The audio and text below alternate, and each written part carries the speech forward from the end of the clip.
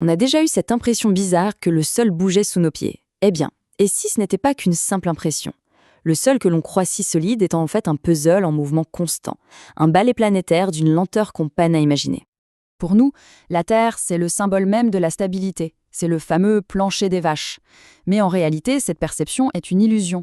Sous la surface, notre planète est une machine en mouvement perpétuel, bien plus dynamique et agitée qu'on pourrait le croire. Le tout premier indice de cette agitation, il est juste là, sous nos yeux, sur n'importe quelle carte du monde. Il suffit de regarder la côte est de l'Amérique du Sud et la côte ouest de l'Afrique. C'est incroyable, comme on dirait qu'elle pourrait s'emboîter. Simple coïncidence? Ou alors la trace d'un passé oublié? C'est ce mystère qui a lancé une des plus grandes révolutions de l'histoire de la science. Cette observation a démarré une quête scientifique absolument fascinante pour reconstituer ce puzzle planétaire. Et tout commence avec un homme et une idée jugée complètement folle à son époque. Et voici le protagoniste de notre histoire, Alfred Wegener. En 1911, ce météorologue a osé affirmer ce qui paraissait impensable. Les continents ne sont pas fixes, ils dérivent. Pour la communauté scientifique de l'époque, c'était une hérésie pure et simple. On l'a tournée en ridicule. L'idée de Wegener était à la fois simple et incroyablement puissante. Il a postulé qu'il y a des millions d'années, toutes les terres émergées étaient réunies en un unique et immense supercontinent qu'il a baptisé la Pangée. Bien sûr, pour défendre une idée pareille, Wegener n'est pas arrivé les mains vides. Sa première preuve, c'est celle qu'on vient de voir, la forme des continents. Il a montré que si l'on regarde non pas la côte, mais le bord du plateau continental, l'emboîtement entre l'Afrique et l'Amérique du Sud est quasiment parfait. Ensuite, Wegener s'est intéressé aux fossiles.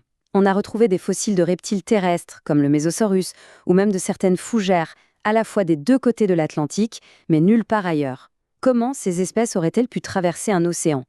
La seule réponse logique, à l'époque, il n'y avait tout simplement pas d'océan à traverser. Et enfin, l'argument géologique, le coup de grâce. Wegener a montré que de vieilles chaînes de montagnes, comme les Appalaches en Amérique du Nord, se prolongeaient parfaitement en Écosse et en Scandinavie. C'est vraiment comme si on avait déchiré une carte en deux. Les routes se correspondent toujours.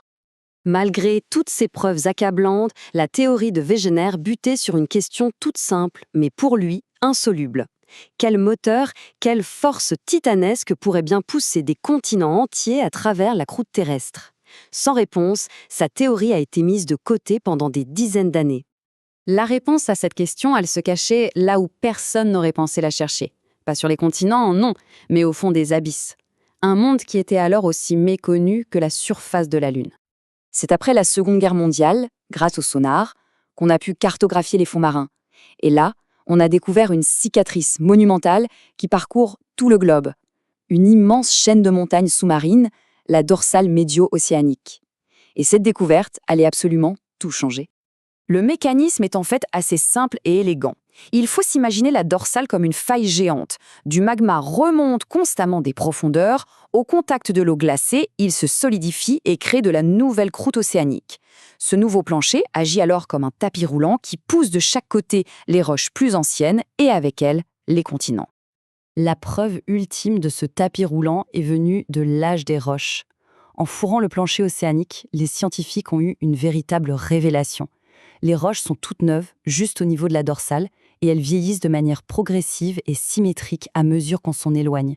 C'était la preuve que les océans s'élargissent. Et voilà le moment Eureka!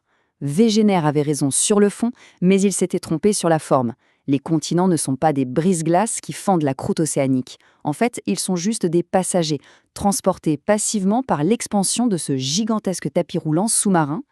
D'accord. Alors, maintenant on sait ce qui se passe. Il reste à comprendre le comment. D'où vient l'énergie colossale qui met en mouvement ce tapis roulant planétaire? La surface de la Terre n'est pas une coquille d'un seul bloc. Non, elle est fracturée en une douzaine de grandes pièces rigides, un peu comme une coquille d'œuf brisée. Ces pièces, ce sont les plaques lithosphériques. Le moteur de toute cette mécanique se trouve au cœur de la Terre. La chaleur intense du noyau chauffe la roche du manteau en profondeur. C'est un peu comme une casserole d'eau sur le feu. Cette roche chaude, moins dense, remonte, tandis que la roche plus froide en surface, plus dense, replonge. Ce sont ces lents et puissants courants de convection qui entraînent les plaques à la surface. Du coup, toute l'action se concentre aux frontières de ces plaques. Quand elles s'écartent, on parle de divergence, c'est là que de la nouvelle croûte se forme, mais quand elles se heurtent, c'est la convergence. Et là, c'est une zone de collision où se déchaînent les forces les plus puissantes de la planète. Maintenant, on va voir comment cette grande théorie unificatrice explique les manifestations les plus spectaculaires de l'activité de notre planète, les volcans, les séismes et la formation des montagnes. Le processus clé dans ces zones de collision, c'est la subduction.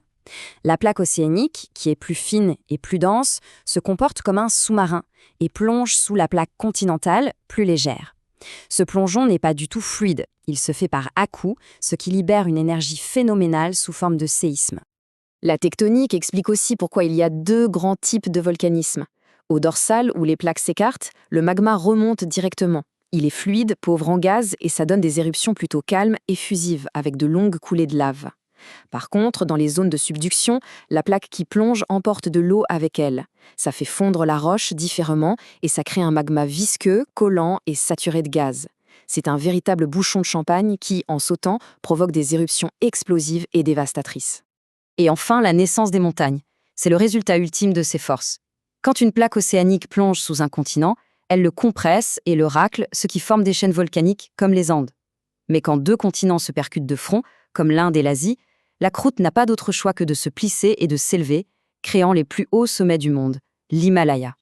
Le point le plus important à retenir, c'est que cette histoire n'est pas terminée. Le processus est continu et la carte du monde que l'on connaît n'est qu'un simple instantané dans l'immense histoire géologique de la Terre. Chaque année, l'Atlantique s'élargit et le Pacifique se rétrécit de quelques centimètres, à peu près à la vitesse de la pouce de nos ongles. C'est imperceptible, mais sur l'échelle des temps géologiques, c'est une révolution permanente qui redessine la planète. La seule question qui demeure est donc, à quoi ressemblera le prochain supercontinent ?